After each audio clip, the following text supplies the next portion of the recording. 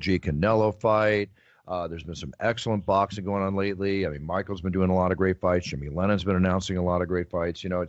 I'm very happy to see it because I'm like you, John. I'm going to speak for you here. We know that boxing and MMA are apples and oranges, and you and I love both sports, and we're fans of both sports. So if anything, it's going to bring, in my opinion, the eyeballs onto both sports. We're going to have a heck of a lot of fun watching the give and take and the verbalities going back and forth up until that night of August 26th. I hope I can work out to be in the ring that night to announce Conor, working with the classy Jimmy Lennon Jr., who I like and respect both. We'll see if that happens, but that's just for me. That's not for the world. The world is going to see an event that night that's going to be a spectacle. And I just hope, John, that we have a good fight. However it turns out, I hope we have a number of more than one or two rounds of an entertaining display that we paid our money to watch on pay-per-view. And I hope that for the benefit of both boxing, MMA, and fight fans in general, period. That's what I really want to see. Now, here's the other thing, an odds that I did not mention to you. There is another bet out there of whether or not this fight will break 4.4 million buys that was set by Mayweather and Pacquiao, right? This is the funny thing, John. I don't know if you've heard the odds yet. The odds makers firmly believe it will break 4.4 million because if you bet the over 4.4 million, you get $250 to your $100 bet. It's basically about 2.5 to 1. If you bet under, you'll get around $40 to your 100 by the odds they're putting out, which basically tells us the odds maker, before anybody made a single bet on the fight, have decided that this fight is going to break the record. Do you think it will break the record in pay-per-views? I honestly do, and the reason why is there's a guy in it called Conor McGregor. Mm-hmm. I'm just being honest. It's his world, John. We all live in it. It's his world. It's the one part of this whole fight. I am looking forward to the lead up. I'm looking forward to hearing Mayweather come back against what Conor's going to say, and I'm really looking forward to see, can Conor get under Floyd's skin, because no one can do that to this point. And if there's anybody that I think has the possibility of getting there, it's Conor McGregor. And I want to see, exactly how Floyd deals with this, because, Floyd is saying, he's the A side of this, fight. And, there can be a lot of people out there that, oh yeah, I'm telling you right now, that's not true. Conor McGregor is the A side. He may not be the first guy, as far as he may not be the second guy walking out. He may be the first guy walking out, but trust me, Floyd could not get this fight done with anybody else.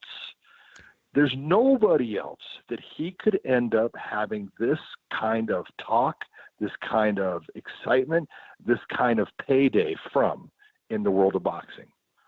There's only one guy he could have done it with, and he's doing it, and that's what makes him how smart he is as a businessman. He saw, hey, this is the guy that can put me into that realm that I just, 2 fights ago with Manny Pacquiao, I got that, and I'm going to get it again. And you know what? Way to go, Floyd. You're a smart man. And that's what I love seeing good businessmen, and he is absolutely a very sharp businessman. Yes, he is. I've known Floyd for a long time, and I respect him for that. You're absolutely, again, correct in everything you just said. I do believe it's going to break it. And then you talk about the fact that MMA fighters, well, I want to go into boxing, and everything. Well, I want the 20 million. I want the 30 million. The bottom line is, even when we've heard these figures for boxers like Mayweather and Pacquiao, it's only been for 2 or 3 or 4 boxers, maybe. That is no guarantee of income. Because you're an MMA fighter, want a boxing match, go ahead and try. With all respect, Jose Aldo, go into boxing. With all respect, go for it. You're not going to make that kind of money. You're not going to make the money you're making in the octagon. It's just not. It's not built for that. The business machine is not looking at it that way. This is a phenomenon spectacle of a fight, and they see it. They're going for it. More power to them. Let them grab it. See what happens. I'm with you all the way, John. With you all the way. Now, the big winner. Go ahead. It's funny. Fans have this perception that boxers make so much more than MMA fighters, and it's like, you have no idea. You're idea. Crazy. I mean, you could look at Kovalev and Ward, the second fight that just occurred. You could look at the undercard fight, which is Rigondeaux, who's a phenomenal champion. He made $120,000 for that fight. That's right. As the champion. Okay? And look at, that's the reality. There's very few boxers that reach that pinnacle. And just as the same as there's very few MMA fighters that reach that pinnacle. And you can't have everybody making that big money because not everybody does what Conor McGregor does in putting butts in the seats and eyeballs on the tube to watch them, to pay their money, to see them. There's very few guys that can accomplish that. And I'll give you, as the promoter, you can only put so much money out depending upon what's coming in. Well, here's a couple of comparisons. UFC fighters going in undercards, if I'm not mistaken, guaranteed $10,000 a show at a minimum, guaranteed $10,000 to win. If I'm not incorrect, I think that's what it is. John, you and I both know. Plus $2,500 in Reebok money. Okay. John, you and I both know. Thank you. Plus the possibility of $50,000 for performance. Oh, damn. Which happened, this whole MMA bit sounded like a good idea. Which happened in Singapore. The guy making his debut, God bless him, in the UFC Octagon got a $50,000 bonus last Saturday night. Bingo. You and I both know, John, that boxing undercard fighters are making less than $10,000 in that undercard. Are you kidding me? They're making $500. That's right. The old days of King of the Cage. Yeah. Jesus, it's not like people think. I can tell you that boxing, people coming up, they're making 500, 700, 750, 1,000. If they're lucky, they're making 2,000. That means that they're really doing well. It's just not, the money's not where people think. Well, you know where the money is? You know where the money will be on the week of August 26th? You ready for this? One of the big winners going to be that week? It's not necessarily just the fighters. It's the brothels in Nevada. Conor McGregor's not the only one hoping to go 12 rounds in Vegas. Okay, two of Nevada's most famous brothels are already prepping for the onslaught of horny people looking for legal action while in town for the big fight. One, of course, is the Bunny Ranch. And I'm not a play-for-pay guy, John. I think you know that already. But there's the Bunny Ranch. There's Sherry's Ranch.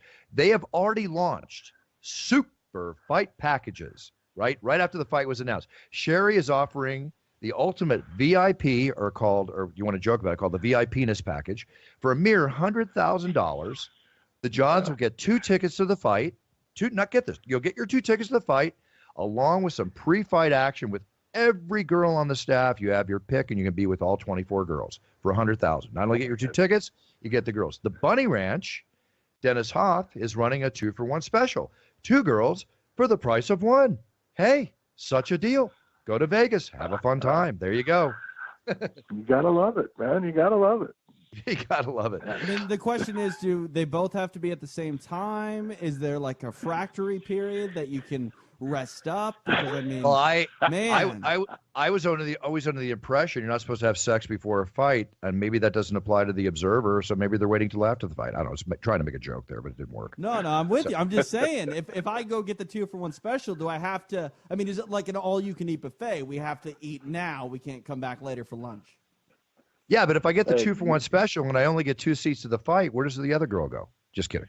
No, you got to look at it this way, TJ. Hey, it is your responsibility to be in control, to be able to manage that fight, similar to like a Holly Holm was managing the Betch Correa fight. It's your job to manage things. And if you can't handle the 2, that's on you. All right, here comes a joke. Here comes a joke I'm probably going to have to edit out. But would you say that if you're in that situation, you have to dictate the pace? Oh! Nice job, TJ. Thank you. Radio. It's my background. All right, we're gonna get out of the world of fighting and boxing, MMA. God bless everybody in boxing, MMA. We're all looking forward to the fight. I'll say it again. It's Conor McGregor's world. We just live in it. John, one other thing I wanted to mention to you. You mentioned about the power that McGregor has in the pay-per-view. You're absolutely correct. Let's face it. He just made 24 on the list of Forbes top 100 athletes. There's not a single pugilist above him. He's actually the highest paid fighter in the world. Blows me away, John. 4 years after being on welfare, again, more credit to Conor McGregor. He had 1.5 plus pay-per-views for his last two UFC events has sold.